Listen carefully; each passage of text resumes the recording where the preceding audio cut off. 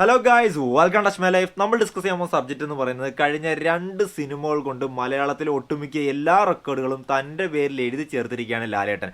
അതിൽ എടുത്തു പറയേണ്ട 2 റെക്കോർഡുകൾ എന്ന് പറയുന്നത്, ഒന്ന്, അദ്ദേഹത്തിനെ വിമർശിച്ചുകൊണ്ടിരിക്കുന്ന ഒരുപാട് ഹേറ്റേഴ്സ് ഉണ്ട്. ഹേറ്റേഴ്സിൻ്റെ ഒരു നീണ്ട നിര തന്നെയുണ്ട് പുള്ളിക്ക്. അവരുടെയൊക്കെ ഉറക്കം കഴിഞ്ഞ 2 മാസ കാലയളവായിട്ട് പുള്ളിക്ക് എടുത്തിക്കൊണ്ടിരിക്കുകയാണ് കണ്ടിന്യൂസ് ആയിട്ട്. അതൊരു റെക്കോർഡായിട്ട് ഞാൻ കാണുന്നു. രണ്ടാമത്തെ എന്ന് പറഞ്ഞാൽ പുള്ളിയുടെ ഹേറ്റേഴ്സും പുള്ളിയുടെ ഈ വിമർശകരും ഒരുപാട് വിമർശനങ്ങൾ പുള്ളിക്ക് നേരെ കഴിഞ്ഞ കുറച്ച് വർഷങ്ങളായിട്ട് വയ്ക്കുന്നുണ്ട്.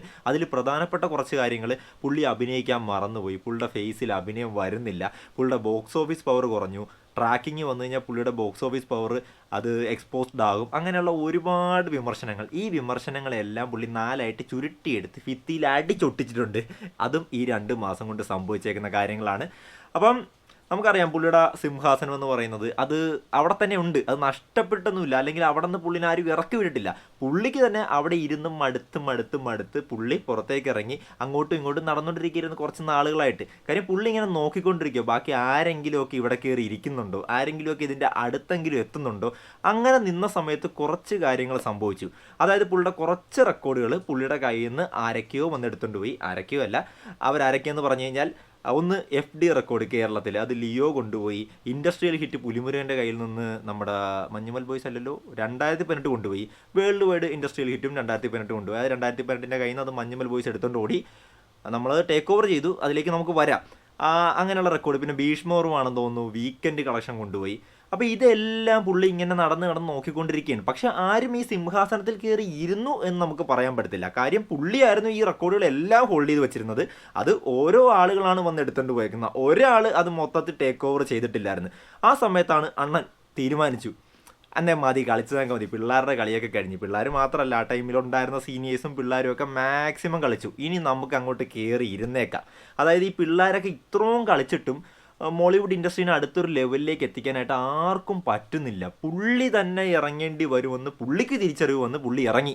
അങ്ങനെ തിരിച്ചുവരവിൽ ആദ്യം കൊണ്ടിറക്കിയത് ഈ എമ്പുരാനാണ്. എമ്പുരാൻ ഇറങ്ങുന്നതിന് മുമ്പ് വരെ നമുക്കറിയാം, ഒരു മോളിവുഡ് ഫിലിം ഫസ്റ്റ് ഡേ 50 കോടി FD ഇടുക എന്നൊക്കെ പറഞ്ഞു കഴിഞ്ഞാൽ നമുക്കതൊരു ബാലികേറ മലയായിരുന്നു. പക്ഷെ അത് എത്തിപ്പിടിച്ചൊരു സിനിമയാണ് എമ്പുരാൻ. അതും പ്രീ സെയിൽസിലൂടെ മാത്രം. അതൊരു അപാര റെക്കോർഡ് തന്നെയാണ്, ഒരു സംശയമില്ല. പിന്നെ ലിയോയുടെ FD, അത് കേരളത്തിൽ എമ്പുരാന് പോസിറ്റീവ് റെസ്പോൺസ് വന്നാൽ മാത്രമേ ബ്രേക്ക് ആകത്തുള്ളൂ എന്ന് ഹേറ്റേഴ്സ് പാടി നടന്നൊരു സംഭവമാണ്.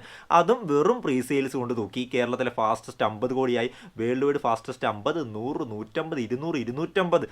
അങ്ങനെ ഒരു മലയാള നടൻ 250 കോടി അടിക്കുക എന്നുള്ള സ്വപ്നത്തിലേക്ക് ലാലേട്ടൻ കൊണ്ടെത്തിച്ചു മോളിവുഡ് ഫിലിം ഇൻഡസ്ട്രീനെ. അങ്ങനെ പുള്ളി അവിടെ നിൽക്കുകയാണ്. ആ സമയത്ത് നമുക്കറിയാം ഒട്ടുമിക്ക എല്ലാ റെക്കോർഡുകളും അങ്ങനെ സ്വന്തമാക്കി ആ സിംഹാസനത്തിൽ കയറി ഇരുന്നുകൊണ്ട് പുള്ളിയുടെ ഫാൻസിനോട് ചോദിക്കുകയാണ്, മക്കളെ ഇനി എന്തെങ്കിലും മിച്ചമുണ്ടോ തകർക്കാനായിട്ട്.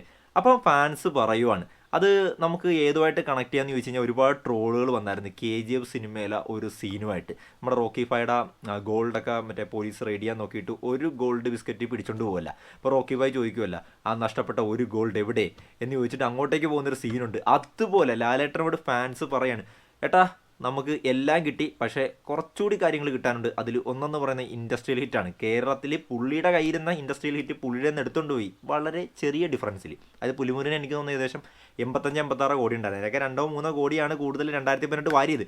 പക്ഷേ ആ 2018 നമുക്ക് എക്സ്ട്രീം ലെവലിൽ ബ്രേക്ക് ചെയ്യണം എന്ന് ഏട്ടനോട് ഫാൻസ് പറഞ്ഞു. അതുമാത്രമല്ല, നമ്മുടെ ആക്ടിങ്ങിലും ചെറിയ ചെറിയ പോരായ്മകൾ ഇപ്പോഴും ഹേറ്റേഴ്സ് പറയുന്നുണ്ട്. അതും കൂടി ഒന്ന് പരിഹരിക്കണം ഏട്ടാ എന്നാണ് ഫാൻസ് പറഞ്ഞത്. ഏട്ടൻ ഇതൊക്കെ കേട്ട് സിമ്പിളായിട്ട് പുള്ളിയുടെ സ്ഥിരം ഡയലോഗ് അറിയാല, നടത്തി തരാൻ മോനെ, എന്താ ഇതൊക്കെ നിസ്സാരമല്ലേ എന്ന് പറഞ്ഞ് തുടരുമെന്ന് പറയുന്ന സിനിമ കൊണ്ടുവന്ന് റിലീസ് ചെയ്തു.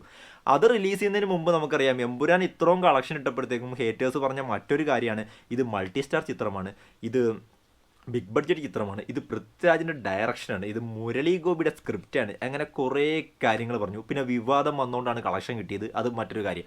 അപ്പോൾ ഇത്രയും കാര്യങ്ങൾ ഹേറ്റേഴ്സ് പറഞ്ഞപ്പോഴത്തേക്കും തുടരുമെന്ന് പറയുന്ന ഒരു ഫാമിലി പടം എന്ന് പറയുമ്പോൾ ലാലേട്ടൻ്റെ ഷോൾഡറിൽ മാത്രം നിൽക്കുന്ന ഒരു ഫാമിലി പടം, അങ്ങനെ ഒരു സിനിമയ്ക്ക് പോസിറ്റീവ് റെസ്പോൺസ് വന്നാൽ മലയാളക്കരയിൽ എന്താണ് സംഭവിക്കുക എന്നുള്ളത് പുള്ളി ദൃശ്യം എന്ന് പറയുന്ന സിനിമയിലൂടെയും അതിനു മുമ്പ് പലതവണ നരസിംഹം അങ്ങനെ പല സിനിമകളിലൂടെയും പുള്ളി കാണിച്ചിട്ടുണ്ട്.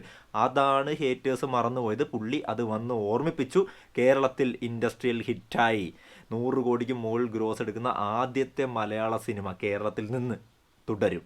അതുപോലെ തന്നെ വേൾഡ് വൈഡ് നമുക്കറിയാം 2 സിനിമകളാണ് 200 കോടിക്ക് മുകളിൽ കളക്ഷൻ 2 മാസത്തിനുള്ളിൽ അടിച്ചത്. അങ്ങനെ അടിച്ച ഒരേ ഒരു ഇന്ത്യൻ ആക്ടറാണ് ലാലേട്ടൻ. അപ്പം അത്രയും ലെവലിലുള്ള ഒരു കംബാക്കാണ് പുള്ളി ബോക്സ് ഓഫീസിലും പുള്ളിയുടെ ആക്ടിങ്ങിലും, അതായത് ആക്ടിങ്ങിൽ ഒരുപാട് പേര് കുറ്റം പറഞ്ഞു, ആക്ടിങ്ങിലും വളരെ രീതിയിലുള്ള ഇമ്പ്രൂവ്മെൻറ്റ് വരുത്തി ആ ഒരു പഴയ ലാലേട്ടനെ നമ്മൾ തുടരുമില്ല പല സീനുകളിലും നമ്മൾ സ്ക്രീനിൽ കണ്ടു. അങ്ങനെ പ്രേക്ഷകരെ മൊത്തം ഞെട്ടിച്ച് ലാലേട്ടൻ ഇങ്ങനെ നിൽക്കുകയല്ല, ആ സിംഹാസനത്തിൽ, ഞാൻ നേരത്തെ പറഞ്ഞ സിംഹാസനത്തിൽ കയറി ഇരിക്കുകയാണ്. ഇനി വരും വർഷങ്ങളിൽ ചിലപ്പം ഈ ഇട്ട റെക്കോർഡുകളൊക്കെ ആരെങ്കിലുമൊക്കെ വന്ന് കുറച്ചൊക്കെ എടുത്തുകൊണ്ട് പോയേക്കാം. പക്ഷേ എടുത്തുകൊണ്ട് പോയാലും അവരെയൊക്കെ തിരിച്ച് വേട്ടയാടി ആ റെക്കോർഡുകൾ തൻ്റെ പേരിലാക്കിയിരിക്കും ഈ വേട്ടക്കാരൻ, ഞാനല്ല ലാലേട്ടൻ. അത് പുള്ളി പ്രൂവ് ചെയ്തിട്ടുള്ളൊരു കാര്യമാണ്. പിന്നെ എൻ്റെ ഈ വീഡിയോ എന്ന് പറയുന്ന പുള്ളിയുടെ കംബാക്കിന് ഞാൻ കൊടുക്കുന്നൊരു ട്രിബ്യൂട്ടാണ്.